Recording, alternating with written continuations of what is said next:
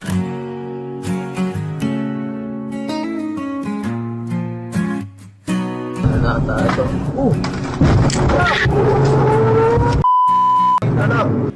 kalunos-lunos na aksidente ang nangyari noong Linggo, ika-13 ng Nobyembre, ganap na alas 10:30 ng umaga.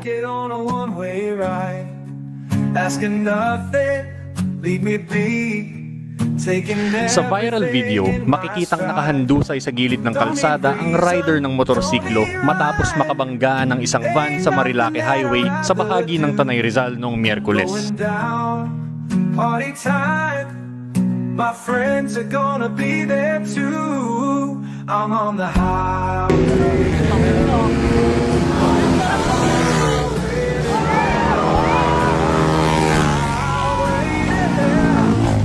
I'm on the highway to hell. No stop sign, speed limit. Nobody's gonna slow me down. Like a wheel, gonna spin. Hello! Welcome back to my channel. Nandito na naman tayo para sa investigation.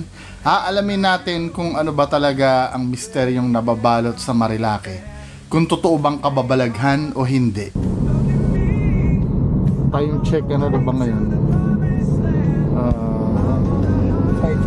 5:55. Inahabol namin yung ilaw. Baka meron pang masulyapan sa drone. Papuntang Marilake na to, no? Ano expectations mo mamaya? Sa Marilake dito? Sa Marilake? Sana, since kasama natin si Red, yun. Mukhang okay sana, no? At syempre, dahil special ang ating episode, kasama natin si Sir Ed Caluwag para magkaroon ng opinion regarding sa spiritual na aspeto. At ako naman, titingnan ko yung logical aspect nitong gagawin naming investigation. Titingnan ko kung anong kinalaman nito sa mga aksidenteng nangyayari or kung may explanation pang iba. So ito na, nagtatanong-tanong na si Sir Ed dito sa paligid kung ano yung magiging expectations, kung ano yung mga paniniwala dito sa lugar na to. Mapapanood nyo naman lahat yan pagdating sa pag-in-upload na yung vlog ni Sir Ed. Feeling ko, sir, hindi ba pwedeng elementals yun na peaceful yung daan tapos nadi-disturb nila? Pwedeng ganun, ano? Kaya isa sa tinitingnan ko kasi is yung kwento na dahil yun na yung naririnig niya. Kaya sabi niya kasi iba feeling may nataan kasi which is wala pa naman actual na kasi. okay. Pero kasi hindi nila, kung ride lang talagang intention nila, hindi mo naman mararamdaman yun eh. Ibig sabihin, out of nowhere, nafe-feel nila yun. Pwede na may basihan yung nararamdaman nila.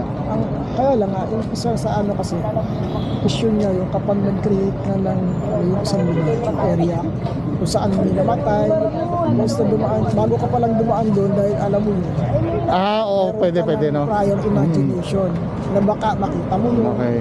Pero ano yun, paranormal yun or psychological? Paranormal siya in a way dahil nagiging paranormal siya pero nag-start siya as psychological dahil sa iniisip. Doon siya nakikreate? Oo, nakikreate siya kasi na every time na pagpapass by ka doon, nag-iiwan ka ng energy ng fear. Okay. So yung energy na yun, sasakyan ngayon niya ng entities.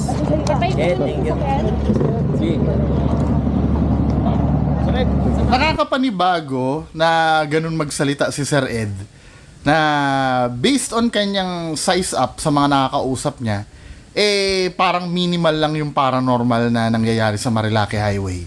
Again, mamaya samahan nyo kami imbestigahan yung mga lugar kung may mararamdaman siya doon. At ako din naman, mag-o-observe din ako sa kapaligiran kung ano ba talaga ang nagiging cause ng mga aksidente. Isang daan lang ba yun? Isang daan lang. Okay. Yung mismong Palo Alto Oo. Doon sa ano, sa may garden cottage, yun natin. Anong meron doon? Yung rider na pumailalim sa ano, sa SUV, Alin na mauuna doon?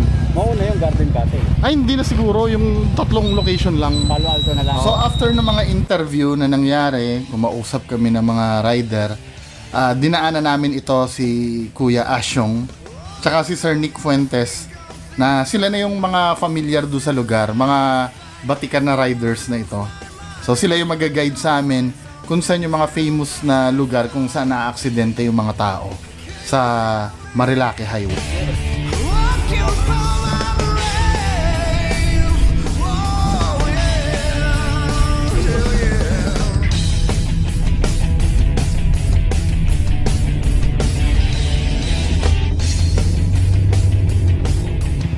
So nandito kami dito sa tinatawag nilang Palo Alto. Yan yata yun, no? Palo Alto. Akala ko kung ano yung Palo Alto na yun. Sa may... Hindi pa yata to part ng Marilake, ano? Part na ba ng Marilake to? Hindi pa. Marilaki na to. Ay, Marilake na to. Basta Marikina, Marikina yun eh. Ah, Bali ito kasi mahaba yan eh. Kaya Marilaki, Marikina, Laguna, Quezon, Rizal. so ito na yun. Ito yung unang titigilan namin dito sa Marilake. Nakikita nyo, ito yung highway. Wala naman masyadong nadideds daw dito, nag-overshoot lang.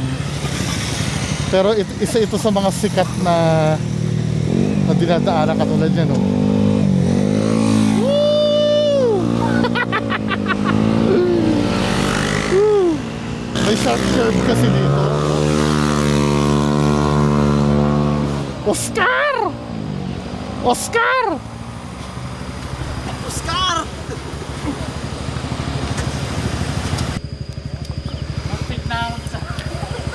Ito yung famous na Marilake Highway.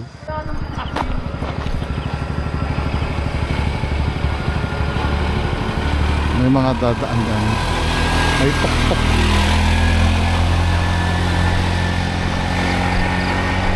Katakot eh, no? So, dito, hindi pa ito yung parang pinaka-notorious na disgrasyahan. Wala namang masyadong namamatay daw dito. Doon pa tayo sa may bandang dulo pa. So, andyan sila, doon sila nakapark. Pero tutur ko kayo gabi.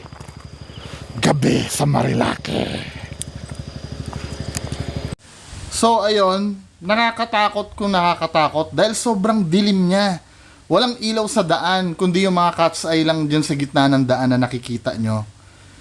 Kaya titingnan pa rin namin. Pero so far, yung takot na paranormal, parang wala akong nararamdaman. Nakakatakot siya dahil ang bibilis ng mga sasakyan na sa isang iglap biglang may parating na rumaragas ang kotse o motor. Oscar!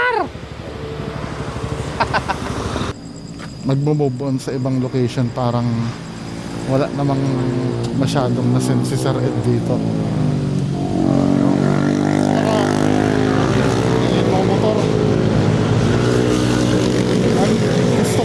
Gusto ko sa sinabi ni Sir Ed, nagbigay siya ng logical explanation na yung daan nga curve, kung makikita nyo kasi parang hindi naman talaga siya more on aksidente lang talaga, hindi paranormal.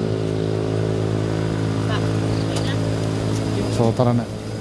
So next, Devil's Corner na yung susunod. Tapos habang nasa kotse kami, ito may kinikwento si Sir Noriel, pati pala yung driver namin. Ano yung kinikwento mo?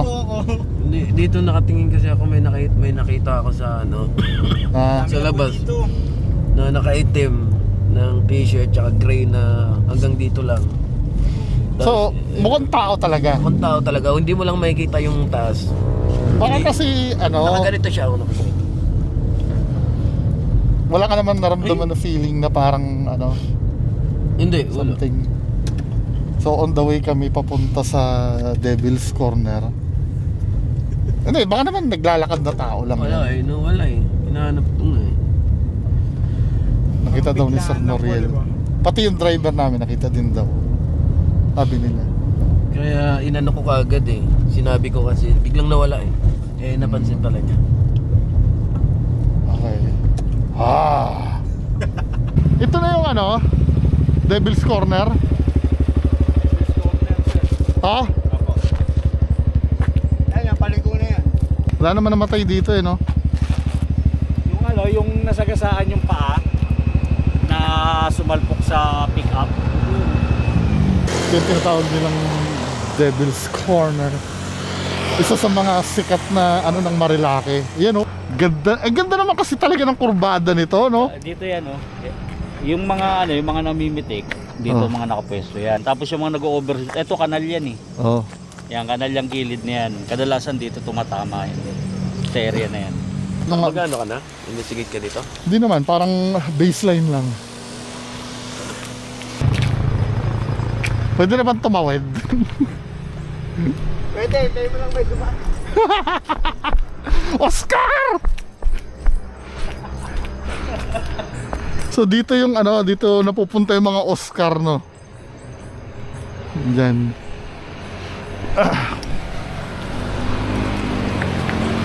So ito yung curve eh.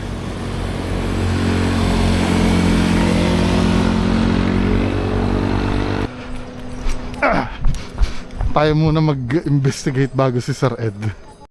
So, ang ginawa namin, chinek namin ang EMF reading sa kapaligiran. Ano ba yung EMF? Ito yung electromagnetic field sa paligid. Pinaniniwalaan na ang spirits or multo ay gawa sa electromagnetic field. So, minimeasure namin kung irregular yung reading pero parang wala naman. So, zero dito. For me, titingnan natin opinion ni Sir Ed mamaya. Ako, scientifically speaking, zero yung EMF reading sa kapaligiran. Yan, pwede na yan. Basta green lang siya. Stable na green. Merong paunti-unti, no? Pero hindi...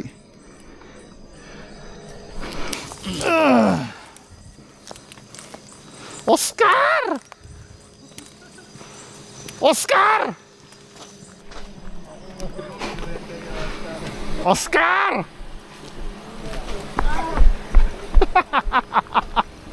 Nag-viral yun eh. So ayun, zero ang reading sa Devil's Corner.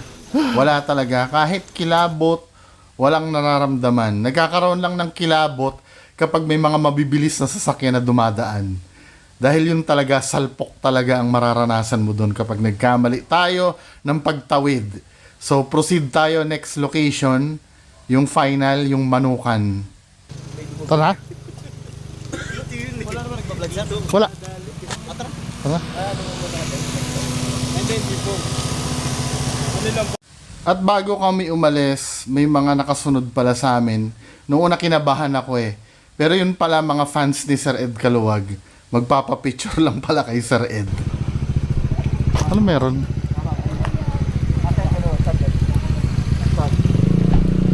Sabi mo picture? Flashlight mo na. Ay, may ano.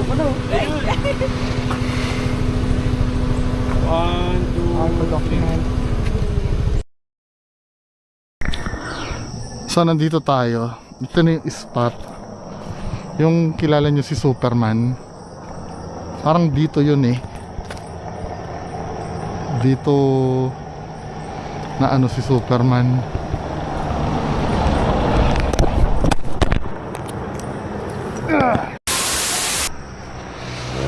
Tapos lumipad si Superman dito sa kabila. Yan. Dito siya dinampot eh. Yan dito lang parati yung PCS.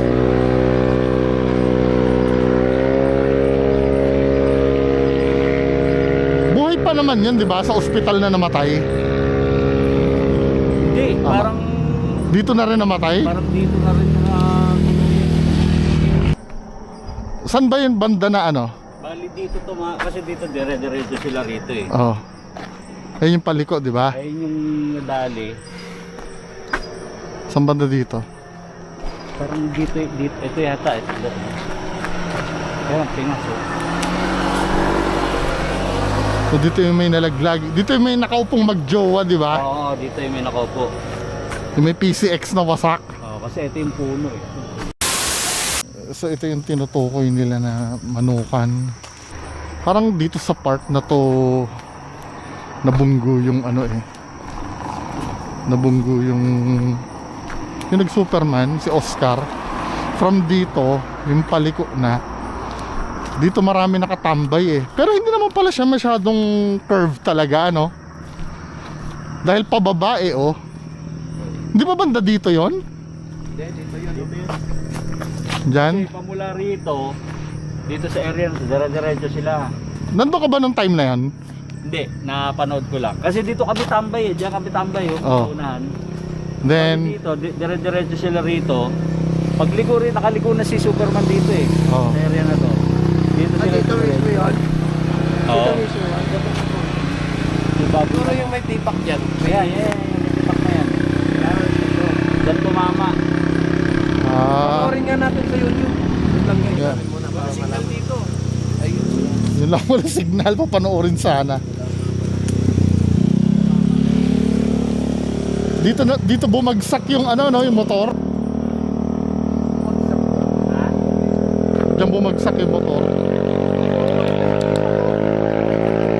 Ayun o. Ayun o. Tipak pa, diba? Ayun o, may tipak pa o. Yung pa to. Ayun o. Fresh na fresh pa. Baka umi-straight ako ha. Tapos parang dito nalaglag yung magjowa eh. Oo. Patay ba yun? Yun lang. Hindi naman. Slight lang. Patay sila do sa ano nila. Do sa jowa nila. Sa mga ano nila. Do sa partner nila. Sila. Nahuli. Issue! Dito sila umihi. Ng ano. Tapos yung sumalpok dito, si Superman, doon. Si Nurse, saan pumunta si Nurse? Diyan sa area na yan. Dito? Ano yun dito? Nurse ako! Nurse ako! Oscar! So nandito na kami sa lugar na tinatawag na Manukan. Kaya pala tinatawag na Manukan to kasi literal talaga na may mga manok. Tingin ko parang may farm siya sa gilid ng daan eh. At nandyan din yung mga nilagay na outpost ng mga pulis. Nagpaalam na rin kami dyan para at least alam nila kung anong ginagawa namin. So, yung lugar, madilim talaga, ano? Madilim. Feeling ko yun ang major factor na nagbibigay ng takot vibe dito sa lugar ng Manukan. Yung pagkadilim. Actually, lahat naman ng lugar madilim eh. Kaya ngayon, ang ginawa namin, naghiwa-hiwalay kami. Sila Pinoy Soldier, si Noriel Gash Trip, tsaka grupo ni Sir Ed Kaluwag. Sige, try mo double. Ano, isa pa man. Kuya, saan yung, ano, yung big bike ka mo? Eto dito. Pero ano lang, mahina yung top lang. Ay, sorry sir. Okay lang. Tanda dyan. Dito mismo namatay yun. Ano ba yung ba may mag-asawa ba yun? Hindi, iba? Iba yun. Yung mag-asawa kasi malayo na yun eh. Doon na sa Ah, So bali nangyari yata nun, mabilis yung motor. nag-overshoot dito. Dito mismo siya namatay. Kaya nung parang kinabukasan, binili ka, nagtirik silang kandila rito. Ah. Sige nga, anuhin ko nga dito. So dito sa spot na to, napagpasyahan kong gumamit ng spirit box. Tinry ko makipag-communicate. Baka sakaling may sumagot man lang or kahit anong paranormal na mangyari. Sila Sir Ed nandun sa dulo. Nandun sa dulo. Kay Superman. Dito tayo dito sa may naka big bike. Lalaki o babae? Lalaki yun. So gagamit ay spirit box, no? Supposed to be dapat merong masasagap dito na boss. Ano? Nandito ka ba? Yung namatay daw na big bike.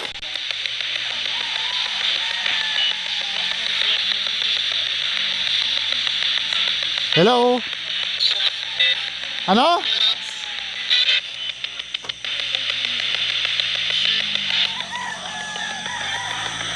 Matagal mo ako na-response pag ganito eh.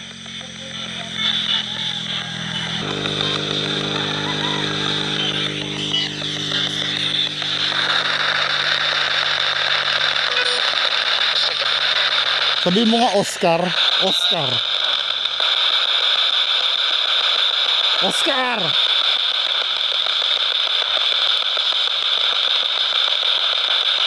Hello?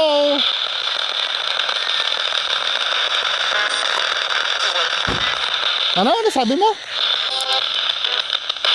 Dito sa part na to, parang may mist ako napansin sa taas ng ulo ko kasabay nung parang boses sa spirit box. Panoorin nyo.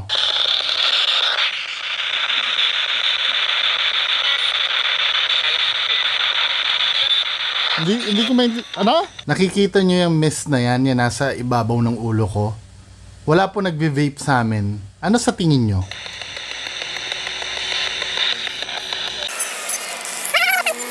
Maingay yung ano eh. Maingay yung kapaligiran eh. Maraming daan ng daan. So time check, mag-1 o'clock na rin. At dahil matagal-tagal na rin ako dito sa pwesto ko, nakapag-decide na ako na makipag-meet kila Sir Ed Caluwag. Ando si Sir Ed sa dulo, narinig ko yung boses niya. Doon sa may namatay na Superman. So dito si Superman from dito. Dalawa sila nagkakarera, di ba? From dyan, dire-diretso sila doon dito. Doon sa may puno. Doon sila na deads. Ay, isa lang pala yung na deads doon. From doon, dire-diretso siya dito. Dito siya nag-crash. Dito sa part na to. Nag-overshoot. So tingnan natin ko. Nag-spirit box ako doon, parang wala naman nakuha eh. Not only residual energies. Residual lang ano. Pero ang na-prove dito, ang accident more on sa diskarte lang ng rider talaga. Yung imagination, Nadulot. alam nila namatay doon sa lugar. Yun ang panghahawakan nila. Oo, kaya ang nangyayari, every time na malapit na sila doon, bumobomba. Kasi nga, Kasi takot na baka May makita fear. nila physical. Baka makita nila mag-appear. So yun yung nangyayari. yung mga testimony nila na may nakikita sila or may na Yung mga testimony na may nakikita, yun yung kasi nga, hindi naman siya sigurado yung una eh. Kunwari, yung unang nakaramdam, nagkukwento yan. May nakita ako doon. Nakwento kay kuya. Nakwento ni kuya sa kanya. So, ito nakwento sa iba. So kung kayo ay 20 na nakakaalam doon, kayong 20, every time na dadaan dyan at may kasama kayong iba, kukwento nyo rin yan. So kapag yung nakwentuhan ninyo, dumaan na mag-isa lang, alam niya kung nasaan yun. Okay, parang ang mangyayari, may expectation na siya na parang may makikita kaya, siya. Ang tendency, bago siya dumating doon sa spot, nag-aano na siya, may trigger point na meron na siyang parang fear factor. Ano, parang nasuggestan na siya ng Dahil meron doon, matatakot siya. So nagkakaroon ng ultimong katulad nito, pag nakita itong halimbawa to signage na to, pwede niya na mapagkamalang something yan. Or kasi nga dahil meron ka ng prior na input sa mind mo na doon mo nagpapakita. Paglingon mo, Hahanapin mo. paglingon mo dun Due sa to spot, confirmation yung mata mo, bias. dadalain ka na. Confirmation bias ang mangyayari. Hindi siya iba ang actual haunting sa residual haunting. Pero kung yung residual na yon, Magbabanish yun. paranormal pa rin naman yung residual, di ba? Normal siya, kaya lang Pero hindi siya yung actual na multo talaga. Recording siya nung yung nakaraan. Oo, nung event. magbabanish yan through time lang.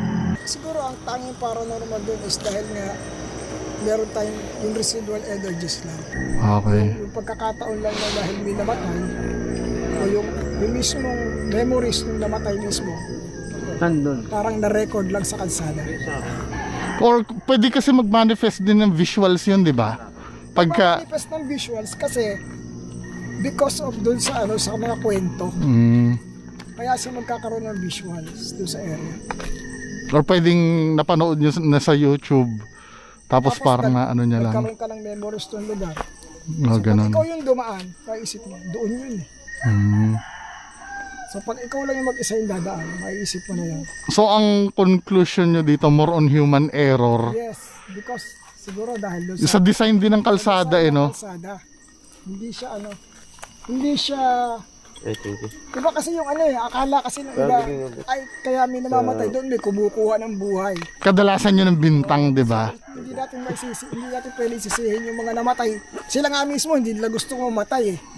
So bakit sila kukuha ng kapwa buhay? Wala rin naman silbi yun. Okay. So magpapatong-patong sila. So kinonfirm naman ni Sir Ed Caluwag na meron talagang paranormal na nangyayari doon sa lugar. Pero hindi yung paranormal na iniisip natin na nagiging cause ng mga aksidente doon, yung may mga nangunguha daw ng buhay or nagmumulto doon yung mga namatay. Kundi ang paranormal na tinutukoy ay yung tinatawag na imprints. So maliwanag ang major factor ng mga accidents dito ay kapabayaan din lang ng mga rider. At yung takot na na-experience nila ay more on psychological lamang. Anong findings niya? Wala, may sumagot naman na tinesting namin mag-spirit box. Kaso, may mga sumagot kasi hindi siya, yung karamihan hindi relevant yung sagot. Saka, maingay so re-reviewin pa rin naman. Okay. Ako din nag-spirit box din ako dun, parang wala ako response eh. Saka hindi naman mabigat, hindi siya mabigat eh. Mas nararamdaman ko yung hinayang eh. Parang ako nanghihinayang Doon sa, dito oo. eh. Parang avoidable naman sana, kaya lang, wala eh, mas, ano ba kasi nararamdaman bilang rider ba? Ano ba nararamdaman nyo pag yung masarap yung dahil sikat ka, ganun? Pag nakabanking ka ng... Kadalasan gano'n na nangyayari. Yung mga rider na Wala namang pustahan yan, di ba? wala kasi Pero hindi dahil yun sa mga pumipitik sa dahil sa self-fulfillment na lang siguro na ikaw yung may hawak ng throttle eh. Kahit sandamakmak na namimitik dyan. kaya may pumicture o wala, yung fulfillment mo na nakabanking ka ng full. Nagiging kasalanan lang ng mga pumipitik dyan. Pag dumarating na sa point na tatawagin mo pa, kakawalan pa yung rider. Okay. Nawawala na yung focus. Pero hindi naman sila ganun kadalasan. Meron, May- pero Hindi konti naman lang. Hindi siya sapat para mag-cause ng accident. Hindi siya sapat eh. Hindi pa rin nila kasalanan. Kasi, Ay, yung pinipicture na may kabit daw. Yung pinipicture na may nahuhuli. Na may kaangkas. Kasalanan talaga. Talsin yun. Kaya yun. So, debunked yung sinasabi nila may nangunguha. May na, Kasalanan ng mga rider. ito mga kasama namin sa rider sila Sir Nick Fuentes tsaka Sir Asyong Salonga. Biyahe ni Asyong. Asyong. So, yun ang conclusion. Although na nakakatakot ng mga men. Lalo na dito, saan ba yung lugar na yun kung saan siya na-disgrasya? Ito, dito sa spot na to, tinry nilang imbestigahan ito eh. Kaya lang talagang wala talaga. Kahit ako din pumunta ko, hindi naman ako natatakot. Pero sabi ng ibang rider na pupunta dito, nakakatakot daw talaga. Nakakatakot in the sense na syempre madilim. Normal naman na yun eh. Pero paranormal, meron man residual. Hindi siya yung parang yung talagang nangunguha. 'Di ba? O yung mga yung disgrasya dito, wala naman nakuha.